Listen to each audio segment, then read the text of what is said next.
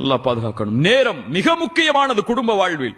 நேரம் கொடுக்கலையேன்னு மனைவி சொன்னா இவர் வாட்ஸ்அப் கணக்கு பார்த்துட்டு இருப்பாரு. காலையில் 8 மணிக்கு ஆபீஸ் போனேன், 6 மணிக்கு தான் நான் திரும்பி வந்தேன்.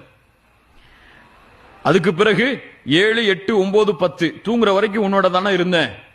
10 மணி நேரம் உனக்கு, 12 மணி நேரம் ஆபீஸ்க்கு, மீது உள்ளதால தூக்கம். ஏன் நேரம் கொடுக்கலன்னு சொல்ற?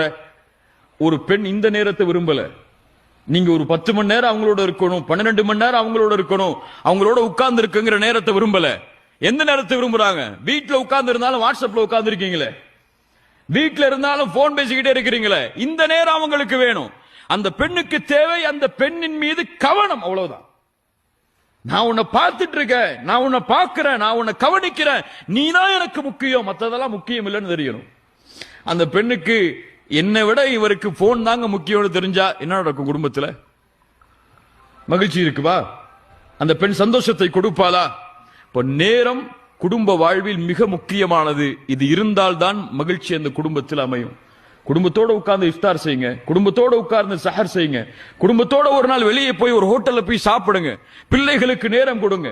நீங்க எப்படி உங்க மனைவிக்கு முக்கியத்துவம் கொடுக்கிறீங்களோ அப்படித்தான் அவங்க உங்களுடைய பிள்ளைகள் அவங்களுடைய மனைவிமார்களுக்கு முக்கியத்துவம் கொடுப்பாங்க. உங்களை ரோல் மாடலா எடுத்திருப்பாங்க.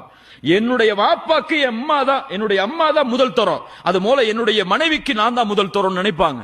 நீங்க உங்களுடைய மனைவிய ஏதோ தேவைக்காக மட்டும் டீ எடுத்துட்டு வா, அல்லது காபி எடுத்துட்டு வா, அல்லது துணியை துவச்சு போடு, அல்லது வீட்டுக்கு இந்த சமையலை செய்யன்னு சொல்லி ஒரு வேலைக்காரியாக மட்டும் பயன்படுத்தினால் உங்கள் பிள்ளை எப்படி பயன்படுத்துவாள் அவங்களுடைய மனைவியை? நீங்க தான் உங்களுடைய பிள்ளைகளுக்கு ஆசிரியர், வேற யாரும் கிடையாது. வேற யார்கிட்ட போய் படிக்க போறாங்க அவங்க?